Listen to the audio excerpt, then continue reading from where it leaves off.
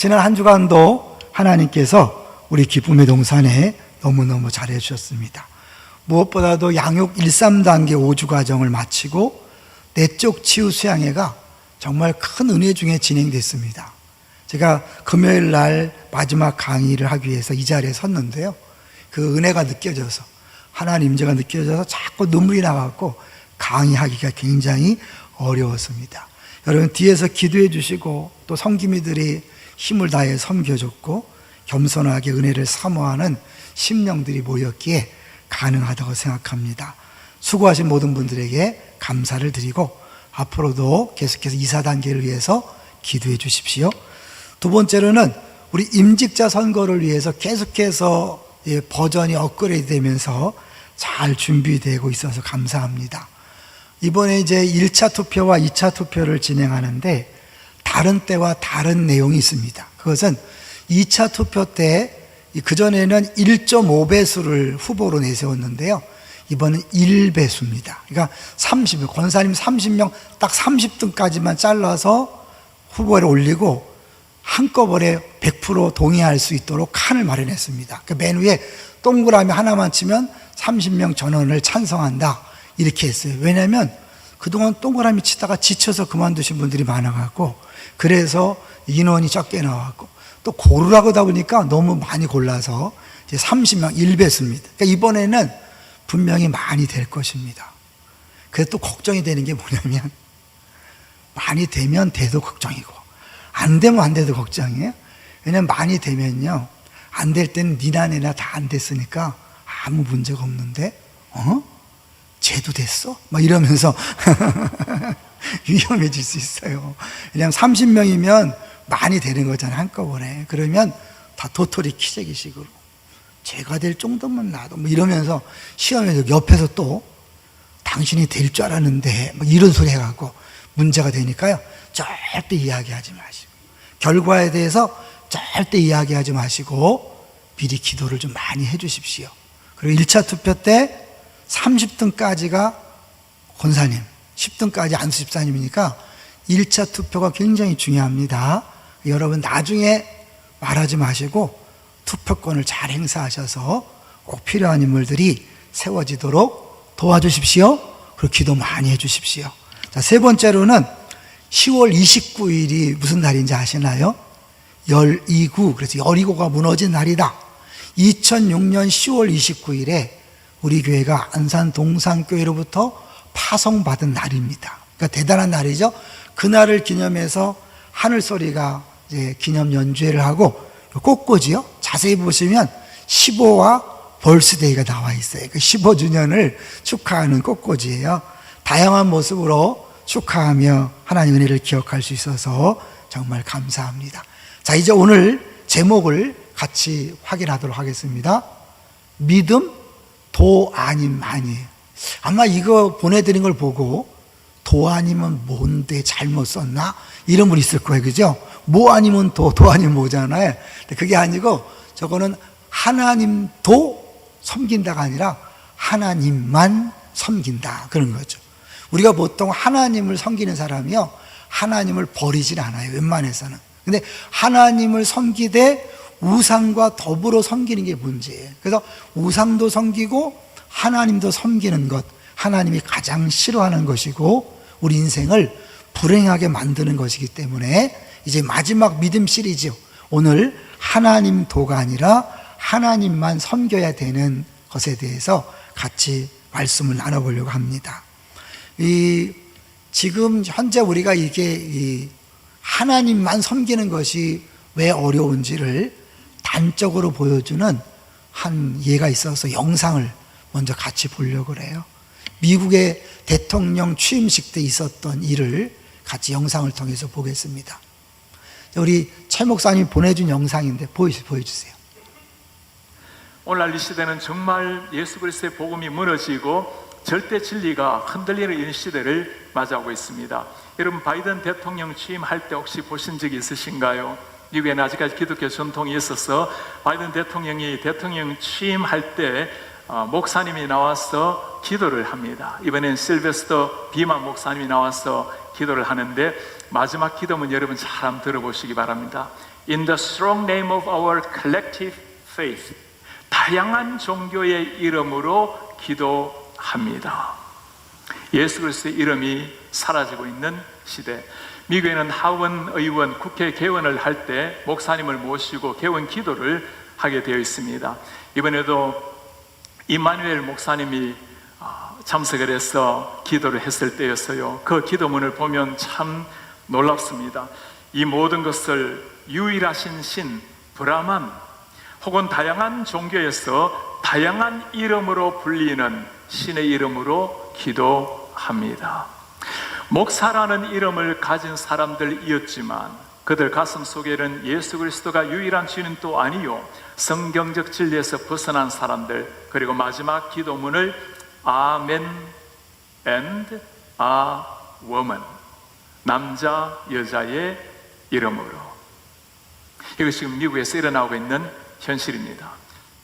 네, 미국이 기독교 국가라는 건 누구나 인정하고 다 알고 있고 하나님의 은혜로 시작되었다는 걸 알지만 시간이 지나면서 변질되고 있다는 것을 보여주고 있죠. 이게 죄성을 가진 인간들의 모습이고요. 또 끊임없이 사단은 영적으로 공격하기 때문에 하나님만 섬기는 게 어려워요. 예수 이름만 구원이 있다 그럴 때 왜 기독교만 독선적으로 그러냐, 이것 때문에 막 힘들어 하잖아요.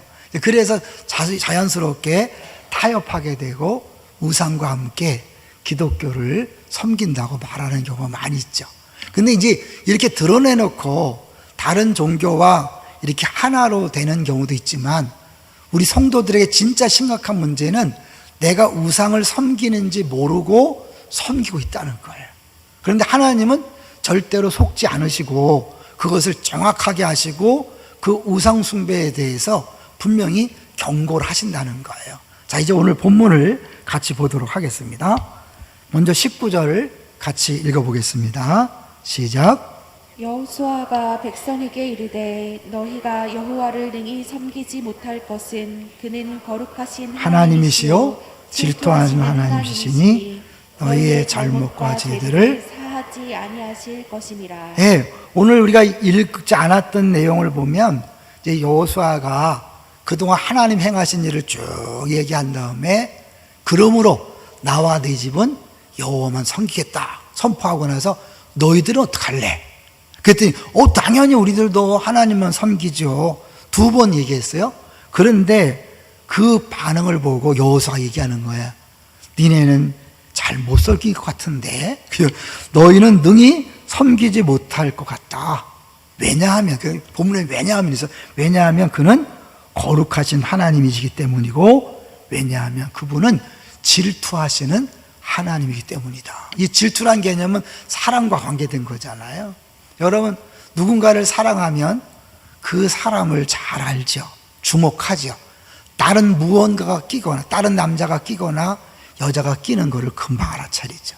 그래서 그걸 용납하지 않잖아요.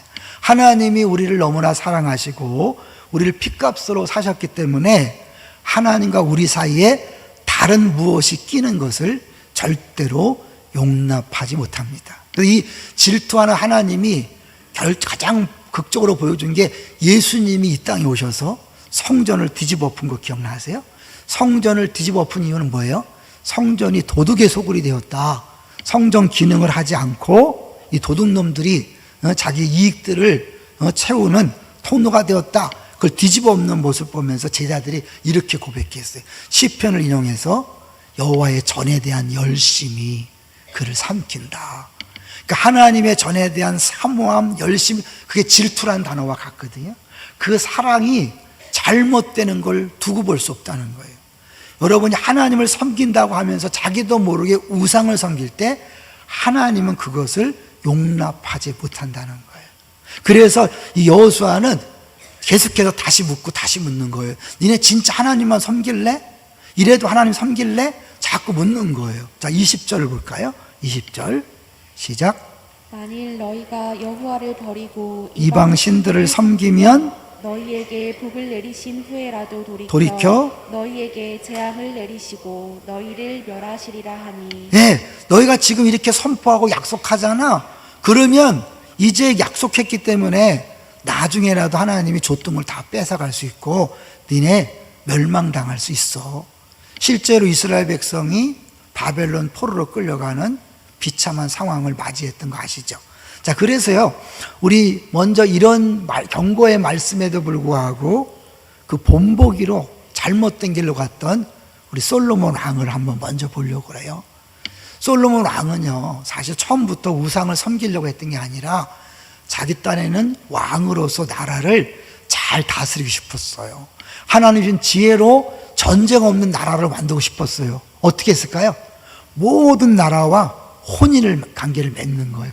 가족이 되는 거죠. 가족이 되면 전쟁 안 나잖아요. 자, 읽어주세요. 열왕기상 11장 2절. 여호와께서 일찍이 이 여러 백성에 대하여 이스라엘 자손에게 말씀하시기를 너희는 그들과 서로 통혼하지 말며 그들도 너희와 서로 통혼하게 하지 말라. 그들이 반드시 너희의 마음을 돌려 그들의 신들을 따르게 하리라 하셨으나 솔로몬이 그들을 사랑하였다. 처음엔 그들을 사랑했다 그래요. 그것이 어떻게 변하나 보세요. 11장 4절 시작. 솔로몬의 나이가 많을 때에 그의 여인들이 그의 마음을 돌려 다른 신들을 따르게 하였으므로 왕의 마음이 그의 아버지 다윗의 마음과 같지 아니하여 그의 하나님 여호와 앞에 온전하지 못하였으니. 우상 숭배라는 것이 우리가 생각하는 것처럼 뭐 돼지 대가리 갖다 놓고 고사 지내고 무당을 찾아가고 점치는 거 이 정도가 아니에요. 우리에게 관계된 모든 것들이 다 우상이 될 수 있어요. 아까 죠 그들을 사랑했는데 그것이 뭐예요? 그들의 여인들이 마음을 돌려서 우상을 숭배하게 한 거예요. 우리의 사랑의 대상이 우상으로 변질될 위험성이 있다는 거예요. 결과적으로 어떻게 됐죠? 결과적으로 읽어주세요. 솔로몬이 마음을 돌려 이스라엘의 하나님 여호와를 떠남으로 여호와께서 그에게 진노하시니라. 여호와께서 일찍이 2번이나 그에게 나타나시고 계속해서 경고했지만 그가 하나님 말씀을 듣지 아니하고 여인들을 사랑했고 여인들을 사랑했기 때문에 그들이 섬기는 우상을 섬겼고 하나님이 진노해서 어떻게 됐죠? 나라가 반쪽으로 갈라졌죠. 정확히 반도 아니죠. 그 아들은 단 2지파의 나라만 승계하고 나머지 10지파는 신하에게 빼앗기는 그런 역사가 있었죠. 이제 그 얘기를 하는 거예요. 너희들이 우상을 섬기면 이런 어려움이 있다. 근데 이 문제는 뭐냐면 자기들이 우상을 섬기는지 모르는 사이에 어느 순간에 우상을 섬기고 있다는 거예요. 나는 모르고 했는데요. 하나님은 모르고 했어도 우상을 섬겼다면 우상 숭배로 생각하는 거죠. 그래서 이제 우리가 이 우상 숭배를 하고 있는지 안 하는지를 잘 아는 게 필요해요. 어제 성맥 시간에 이제 4학기째는 하경삼, 하나님을 경험하는 삶이라는 책으로 공부하는데 둘째 과에 이단원의 요절이 혹은 병거 혹은 말을 의지하나 우리 여호와 우리 하나님의 이름을 자랑하리로다. 의지한다는 말과 자랑한다는 말이 같이 나왔죠. 결국 우리가 누구를 신뢰한다는 것, 다른 말로 자랑하는 거거든요. 여러분이 자기도 모르게 입만 열면 자랑하는 게 있죠. 자식 자랑을 한다면 그 자식이 어느 순간에 우상이 되어 있을 수 있어요. 돈 자랑한다, 재산 자랑한다, 자기 직장 자랑한다, 어느 순간에 그것이 우상이 될 수 있어요. 성경에 보면 나 위에 다른 신을 섬기지 말라 그랬죠? 두지 말라. 그리고 다른 신들은 뭔가? 그 다음에 나오는 게 뭐냐면 위로 하늘에 있는 것이나 땅 위에 있는 것이나 땅 아래 물속에 있는 것으로 어떤 것도 형상을 만들지 말라 그랬어요. 그러니까 모든 것이 다 우상이 될 수 있는 거예요. 내가 사랑하는 것이 지나치면 하나님보다 더 사랑하면 그것이 우상이 되는 거예요. 근데 그래도 난 뭐 하나님을 더 사랑하지 않는데요. 여러분 그것을 보여주는 게 아까 자랑이었지만 동시에 뭐냐면 지난 한 주간 한번 돌이켜 보세요. 여러분이 뭐 때문에 화를 냈죠? 그 화를 내게 만든 것의 뿌리가 우상일 수 있고요. 여러분이 염려하고 걱정했던 그 뿌리를 보시면 되고 스트레스 받은 것의 뿌리를 보면 그게 우상인 거예요. 왜요? 하나님 여전히 살아계시잖아요. 하나님 변함이 없는데 왜 내 감정이 요동을 치고 절망하고 죽고 싶은 생각이 들었을까요? 그게 나의 믿음의 대상이고 하나님 자리에 올라가 있었기 때문에 그것이 무너지고 그것이 없어지고 그것이 흔들릴 때 절망이 오는 거예요. 자살하고 싶고 세상 살기 싫은 마음이 든다는 건 뭐냐면 그게 이미 하나님 자리를 대신 차지하고 있는 거죠. 예수님이 경고하셨잖아요. 하나님과 재물을 겸하여 섬길 수 없다. 인간 누구나 돈에서 자유할 수 없습니다. 돈은 다 좋아합니다. 돈 싫어하는 사람이 있습니까? 그건 미친 사람이죠. 정상적인 인간이라면 다 돈을 좋아하는데 그게 좋은 걸 넘어서 사랑을 넘어서 하나님보다 더 높은 자리에 올라가고 나면 심각한 문제가 발생하는 거죠. 왜냐하면 우상은 단순히 우상을 섬기는 끝나는 게 아니라 그 우상이 우리를 반드시 배반하고 우상이 우리를 파멸의 길로 끌고 가기 때문에 그래요. 그러니까 내가 모르고 우상 숭배해도 결국 그것 때문에 내가 어려워지는 건 하나님 입장에서는 사랑하는 우리들이 우상에게 마음을 빼앗기는 것이 안타까워서 때로는 우리를 건드리셔 치셔요. 모든 것이 합력하여 선을 이룬다는 거 뭔지 아세요? 그 선은 그리스도의 형상을 닮아가는 거예요. 그러니까 하나님 외에 다른 것들을 사랑하면 하나님이 그 부분을 깨닫게 하려고 그 부분을 칠 수 있다니까요. 그래서 예수 믿는 사람에게 사고도 나고 어려운 질병도 오고 아픔도 올 수 있는 거예요. 우리가 코로나19를 겪으면서요, 사실은 유익이 뭐냐면 숨겨졌던 우상들이 다 드러난 거예요. 우리들이 알게 모르게 의지하고 섬겼던 많은 우상들이 힘을 못 쓴다는 걸 우리가 발견한 거예요.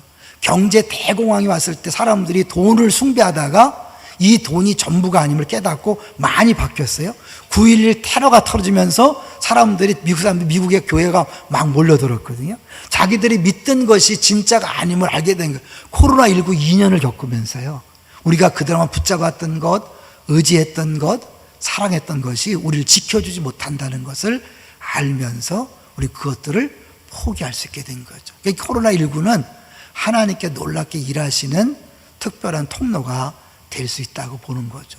자, 그런데 이게요, 얼마나 무서운지를 한번 먼저 우리 톨스토이의 작품을 보면서 보려고 해요. 톨스토이가 우리 탐욕이 얼마나 무서운지를 보여주는 단편 소설을 썼죠. 사람에게는 얼마만큼의 땅이 필요할까요? 한번 보여주세요. 그 다음에 한 러시아 시골에 파움이라는 농부가 살고 있었어요. 머슴살이 열심히 해서 돈을 벌어서 처자식 먹고 살 만한 땅을 사야 되겠다 생각하고 샀어요. 편안히 살고 있는데 누군가가 또 유혹의 말을 한 거예요. 저기 어디 가면 공짜로 땅을 준다더라. 그 말을 듣고 7일 동안 걸어서 바시키르에 갔어요. 가서 그 사람에게 땅을 달라 그러니까 땅 준다 그러고 대신에 조건이 있다. 네가 이 막대기로 쭉 긋는 것만큼 다 네 땅이 될 텐데 반드시 해가 지기 전까지는 돌아와야 된다. 그러니까 얼마나 신나요? 그냥 줄 긋는 데는 내 땅이니까 그냥 막 한없이 간 거죠. 막 갔다가 해가 지니까 빨리 돌아와야 되니까 죽을 힘을 다해서 돌아왔어요. 결과 어떻게 됐을까요? 너무 힘들어서 목에서 피를 토하고 죽었어요. 그래서 그를 땅에 묻었는데 한 평밖에 안 된다는 거예요. 얼마만큼의 땅이 필요한가? 사람들은 자기에게 주어진 것을 넘어서 자꾸 탐욕을 부리다가 그 탐욕이 우상이 되어서 우상을 쫓아가다가 결국 우상이 배반하고 우상이 파멸의 길로 인도하는 것을 나중에 알게 되는 거죠. 네, 이 탐심에 대한 이야기를 같이 한번 해볼게요. 한번 그걸 먼저 보여주세요. 탐심이란 뭔가? 탐내다는 말의 히브리어 하마드는 탐내다, 기뻐하다, 사모하다. 기뻐하다, 사모하다예요. 그러니까 처음부터 이게요, 우상이 아니에요. 우리 자녀가 사랑스럽잖아요. 아내가 남편이 사랑스럽잖아요. 그게 문제가 아니에요. 사랑하는 걸 뭐라는 게 아니라 그 사랑이 지나쳐서 하나님보다 위로 가는 게 문제예요. 그 다음에 이 신명기에 나오는 말까지 합쳐보면 탐심이라는 말은 우리 파란 글씨를요 같이 읽겠습니다. 시작. 내가 가지고 있는 것에 만족하지 만족하지 않고 않고 어떤 것을 좋아하고 기뻐하여 더 가지고 싶어하는 마음이, 제가 예전에 말씀드렸죠. 부러워하는 것은 지는 게 아니라 죄다. 여러분이 무언가를 부러워한다면 우상숭배를 하는 거예요. 예를 들면 자기 남편에게 불만족하고, 우리 남편이 이렇게 변했으면, 다른 남자를 보면서 저 남자랑 살았으면, 이런 거 여러분 마음에 품고 있다면 그것이 우상인 거예요. 아내도 마찬가지죠. 자기 아내에 만족하지 않고 다른 여자를 보고 저런 여자랑 살아봤으면 하고, 드라마를 보면서 영화를 보면서 생각하는 게 다 뭐예요? 그게 다 우상숭배라는 거예요. 우린 느끼지 못하는 우상숭배. 아이들을 보면서 만족하는 부모 많지 않잖아요. 아이들을 보면서 다른 집 자식은 공부도 잘하는데 말도 잘하는데 우리 집 새끼들은 왜 저러냐, 이 자체가요 어마어마한 우상숭배의 죄라는 걸 우린 모르고 살고 있는 거예요. 그래서 어거스틴이요 탐심을 이렇게 정의했죠. 충분한 것보다 우리가 더욱 원하는 것이다.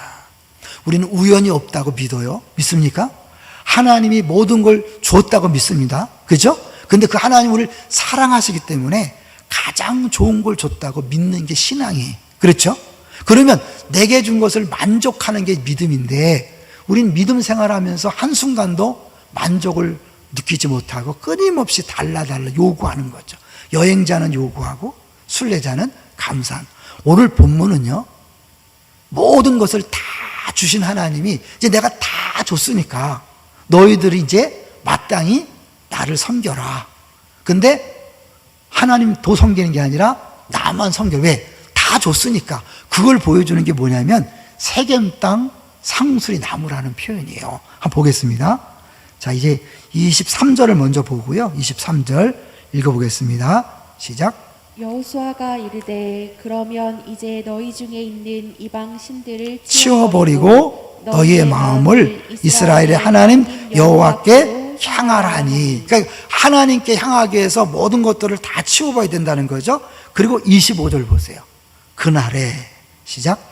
그날에 여호수아가 세겜에서 백성과 더불어 언약을 맺고 그들을 위하여 율례와 법도를 제정하였더라. 세겜에서 언약을 맺었다 그래요. 그리고 그 밑에 26절에 보면 어느 나무가 나오죠?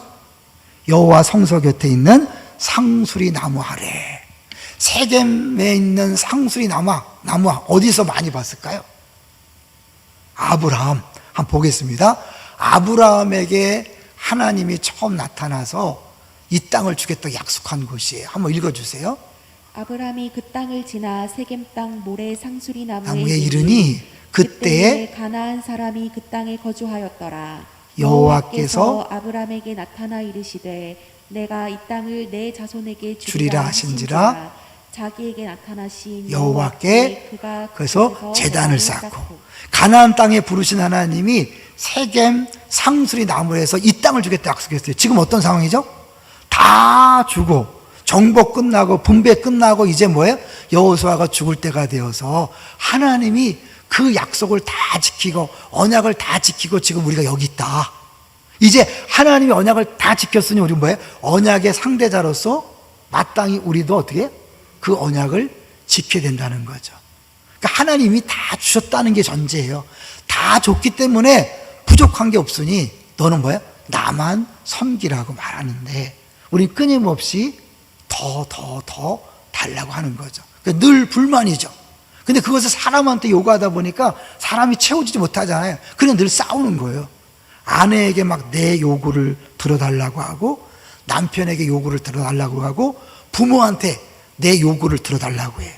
자녀한테 요구를 들어달라고 하니까 들어줄 수가 없죠. 왜냐하면 그 요구사항은 하나님만이 채워줄 수 있는 거거든요. 그 끊임없는 전쟁이 끊이지 않는 거죠. 자, 이제 십계명을 볼까요? 그런 면에서 이 십계명 1계명을 한번 보겠습니다. 1계명은 뭐예요? 너는 나 외에는 다른 신들을 내게 두지 말라. 우상 숭배 금지죠. 십계명은요, 내 이웃의 집을 탐내지 마라. 계명 전체가 뭐예요?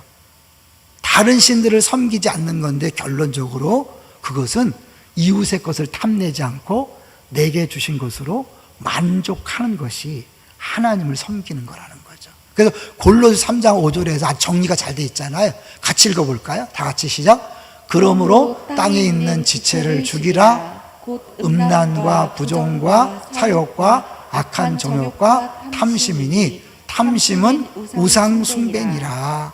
우리가 무언가를 더 갖기 원하는 것이 우상 숭배라는 거예요. 근데 우리는 느끼지 못하잖아요.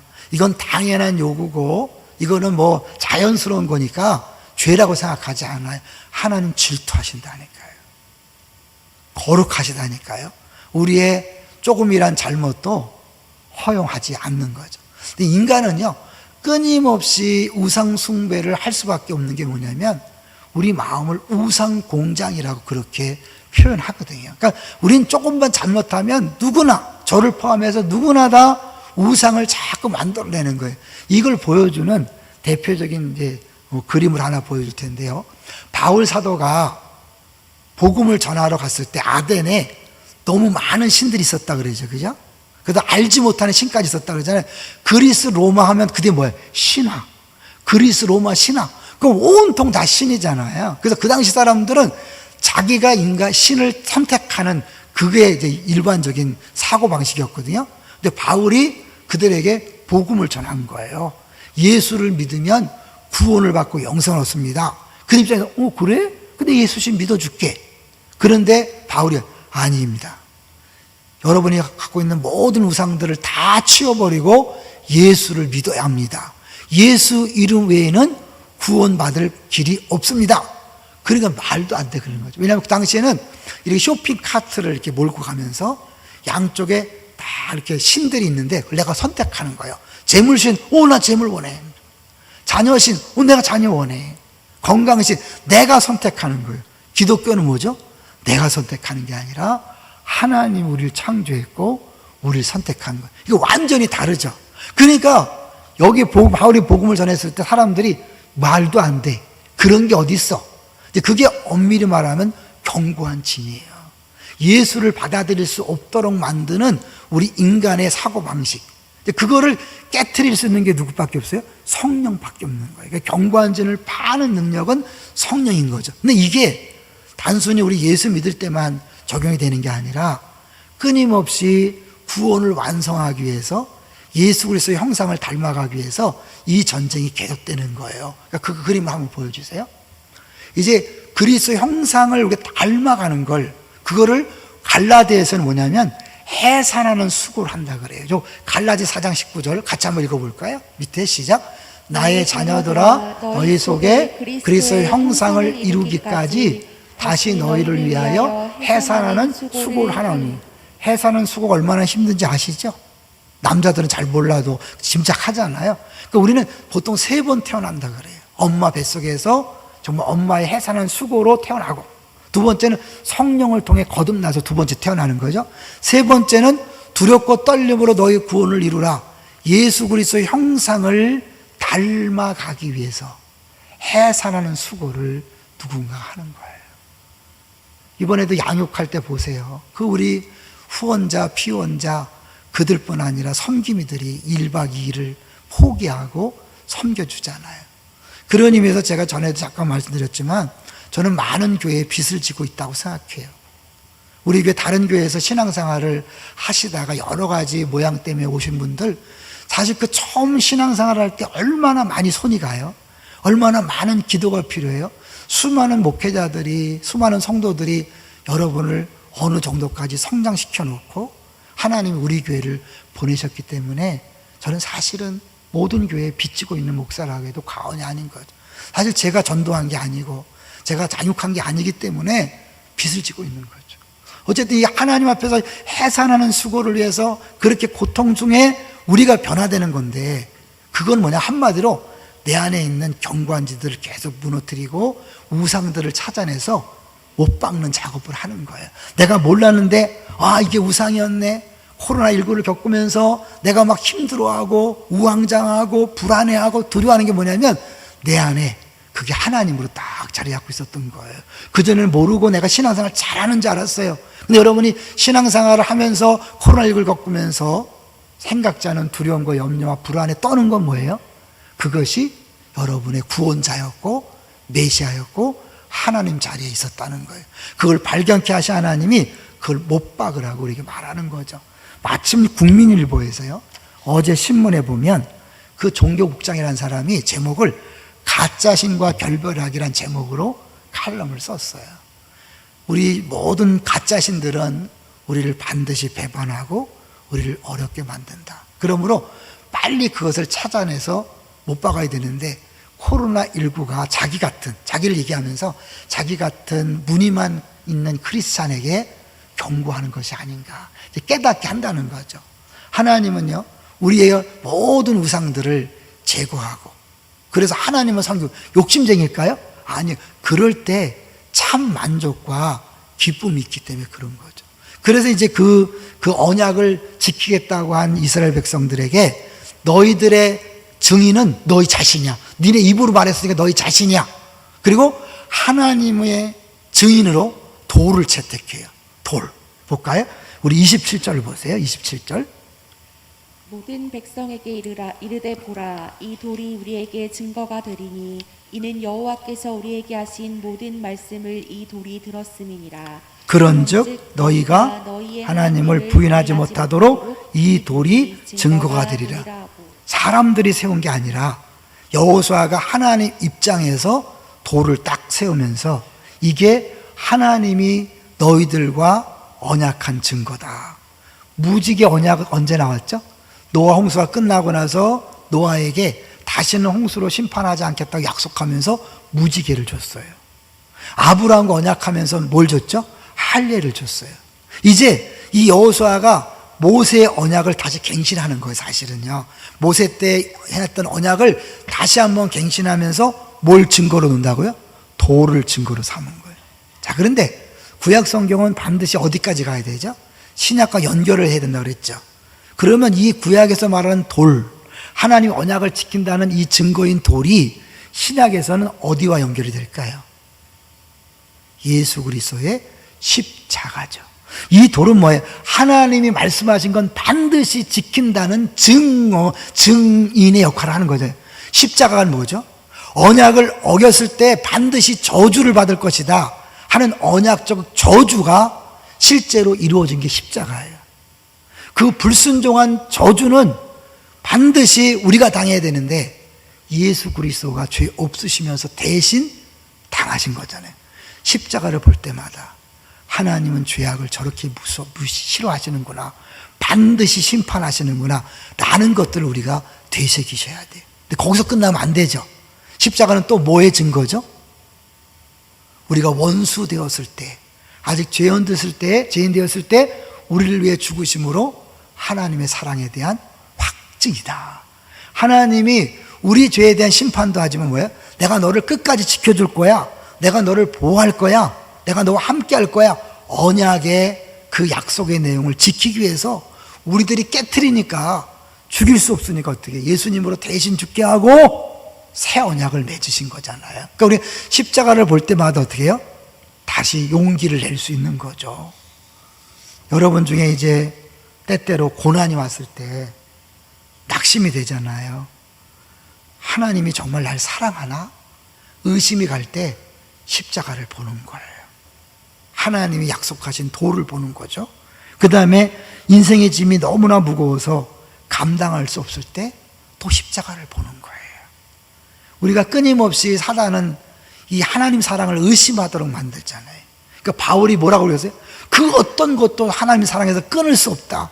왜 그러는 거예요? 수많은 핍박과 환난과 어려움이 우리로 하여금 사랑을 의심하게 만들고, 그 사랑을 의심하는 순간 끝나고 절망하는 거잖아요. 근데 그 사랑이 믿어지면 끝나는 거예요. 왜? 그 사랑이 믿어지면 하나님은 자기 아들을 죽이면서까지 우리를 구원하시는 어마어마한 분이야. 자기 아들도 아끼지 않고 내어주셨는데 어찌 이 모든 것을 은사로 주지 않겠는가? 당연히 책임지고 보호한다 라는 것들을 우리가 다시 한번 확인하고 돌아서는 거죠. 내적 치유 수양회가 결국 그 얘기잖아요. 여러분, 우리가 그동안 상처로 인해서 하나님 사랑을 의심하고 받아들이지 못했는데 우리는 예수님 짤이다, 하나님 우리 얼마나 사랑하셨는가를 기억하고 이제 어떠한 상황 조건에서도 낙심하지 말고 주님 붙잡고 나아가자는 거잖아요.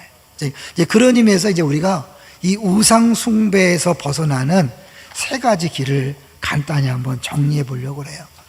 내가 모르고 우상 숭배해도 하나님이 심각하게 생각하시고, 또 내가 그거를 알고 따라갔을 땐 더 문제가 되는 거죠.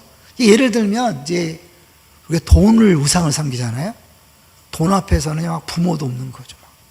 부모 막 함부로 무시하면서 돈 붙잡고 형제 간에 싸우고, 자식도 없잖아요, 돈 앞에서. 왜? 그게 우상이 된 거죠. 그러면 나중에 가서 어떻게 되면, 정신 차리고 나서 보면 어떻게 하냐면, 야, 내가 어떻게 그런 행동을 했지? 내가 어떻게 그런 말까지 했지? 자기가 다 깨닫고 나서 후회하는 거죠. 왜냐하면 이 우상이 나를 지배해서 나를 그렇게 끌고 가는 거예요. 이상한 사람으로 만들어버리는 거예요. 얼마나 많은 사람들이 사람답지 못하게 삽니까? 그가 추구하는 돈 때문에, 인기 때문에, 명예 때문에, 심지어 교회 내에서도 그 예수 믿는 사람이 함부로 말하고 행동하면서 뭘 그렇게 추구하는 거죠? 자기 안에 있는 우상을 따라가는 거죠. 그래서 우리가 빨리 이걸 찾아내서 못 박는 게 중요해요. 세 가지를 잠깐 말씀드리려고 그래요. 첫 번째는 골로새서 3장 1절에 3절을 보면 위의 것을 생각하라고 그래요. 그러니까 자꾸 예수님이 우리를 위해 했던 일을 자꾸 묵상하는 거예요. 우리가 십자가를 찬양하고 보혈을 찬양하는 게 뭐예요? 그것들을 자꾸 묵상하고 또 생각하고 자꾸 바라볼 때 자연스럽게 그것이 내 마음에 들어와서, 예수님 정말 좋으신 분, 십자가의 아름다움을 하면서 자연스럽게 그게 매력이 느껴지니까 우상을 버리게 되는 거예요. 더 좋은 걸 만나야, 더 좋은 걸 느껴야 이걸 포기할 수 있는 거거든요. 여러분, 우상을 버려야지 아무리 애써보세요. 안 돼요. 이걸 위의 것, 예수 그리스도 하신 일을 자꾸 생각해보고 그것이 매력으로 다가올 때까지 또 생각, 또 하는. 사람은요, 자꾸 생각하고 묵상하면요, 좋아지게 돼 있어요. 여러분 보세요. 스타를 좋아하거나 뭘 좋아할 때 왜 자꾸 관심을 갖고 자꾸 받아보면 남들은 별로야. 근데 막 미쳐서 막 따라다니잖아요. 우리 예수님을 믿는다면 우리 너무나 TV는 보면서 드라마는 빠져갖고 막 그냥 시간을 놓치지 않고 보잖아요. 근데 예수님에 대해서는 별로 생각하지 않아. 십자가? 그래, 알았어. 그러니까 이게 우상숭배 벗어나지 못하는. 두 번째는 예수 그리스도 안에서 기뻐하는 거예요. 우리 기뻐한다 그래서 막 감정으로 막 이렇게 살다 병을 딱 땄을 때 막 넘쳐난 걸 생각하니까 이게 안 되는데요. 진정한 기뻐한다는 건 뭐냐면 소중히 여기는 거예요. 그게 나한테 어떤 가치인지를 가늠하고 그것의 아름다움의 중요성, 아름다움과 중요성을 곰곰이 생각하는 거예요. 또 생각하고 또 생각하고 마침내 그것을 마음에 두고 달콤함을 맛보는 거예요. 빨리 얘기하면 저는 옛날에 사진을 몰랐어요. 아날로그 때 필름 갈아 끼는 것도 못하는 사람이었거든요. 근데 큰 습에서 사진을 배운 다음에 가까이 하면 할수록 이 묘미를 알아요. 예전에 70 넘으신 분이 묻더라고요. 왜 이렇게 사진을 찍어요? 네, 우리 육신의 눈으로 볼 수 없는 아름다움을 봐요. 제가 이렇게 대답했어요. 우리 예수 그리스도, 세상 사람들이 보지 못하는 그 아름다움을 여러분이 보기 시작하면 자연스럽게 우상은 버릴 수 있어요. 마지막 세 번째는 뭐냐면 경배하는 거예요. 예배하는 건데 보통 예배가 아니라 여러분이 정말 감동받는 예배를 드리는 거예요. 그래서 교회에서 이런 보통 예배 어렵기 때문에 내적 치유 수양을 하는 것이고 생수의 강을 하는 것이고 기도를 하는 거예요. 그건 뭐냐면 사실 하나님은 말씀하시는데 한마디로 오디오잖아요. 오디오. 눈에 보이지 않는 하나님이 말씀하신 오디오잖아요. 오디오가 강해요? 비디오가 강해요? 우상은 눈에 보여요. 그러니까 수많은 드라마와 영화와 소설과 그런 걸 보면서 저런 남자와 저런 여자와 저런 집, 아파트, 저런 차, 막 저런 화장품, 막 이런 것에 우리 현혹되잖아요. 근데 하나님 말씀은 귀니까 이게 상대가 안 되는 거예요. 그래서 사실 이것을 극복한 게 뭐냐면 예배에서 하나님 임재를 오감으로 느끼는 거예요. 수양에서 오감으로 내가 체험하면 이건 보는 건 지금 잽이 안 되는 거예요. 너무너무 좋은 거예요. 근데 어떤 사람들은 그러잖아요. 천국 가면 맨날 예배 드린 다음에 지겨울 것 같아. 이 사람은 한 번도 예배를 진짜 드리지 못한 사람이에요. 여러분, 예배에서 정말 감격하고 그 예배의 맛을 보잖아요. 정말 하늘과 땅 모든 것 간 것 없고 오직 예수만 보여. 한 번이라도 여러분 경험해 보면 자꾸 사모해. 그래서 여러분에게 그런 극적인 경험을 하려고 내적 치유 수양에 생수회관, 기도회 이런 걸 통해서 그때 한번 맛보면 맞아 이런 게 있었지. 예배 시간에도 이런 걸 사모하고 찬양할 때마다 사모하고 그런 사람이 사모하다가 또 경험하는 거죠. 그러면 이제 우상과 결별할 수 있고 얼마든지 포기할 수 있는 거죠. 신의 산에 강림하시고 십자가에 못 박히신 살아있는 하나님이야말로 유일한 주님이시며 당신이 그를 찾는다면 그분으로 인해 충만할 것이며 진정한 만족을 누리며 살게 될 것입니다. 예수님 변화산상에서 그 변화된 체험을 통하여 능히 십자가를 질 수 있었다고 말하잖아요. 여러분 정말 만족하며 신앙생활 하십니까? 여호와는 나의 목자시니 내가 부족함이 없다고 그러는데 그 부족함이 없다는 말을 쉽게 표현하면 I have no need, 요구사항이 없는 거예요. 하나님이 다 주셨기 때문에 세겜 나무 아래에서 다 줬기 때문에 언약을 세우는 거잖아요. 다 주셨어요. 그렇다면 예수 믿는 사람은 감사하는 거예요. 그게 순례자의 삶이잖아요. 그럼 여기 저도 담임 목사 너는 정말 늘 만족하냐? 네, 저도 가끔 이상해질 때가 있죠. 여러분 이제 교회를 생각할 때 다른 교회랑 비교하면요 만족할 수 없어요. 우리 교회는 주차장이 없잖아요. 네? 그 성도들 생각하면 너무 안쓰럽기도 하고 안타깝기도 하고 건물이 낡았잖아요. 필요한 공간도 많지 않잖아요. 그런 걸 생각하면 너무 그래요.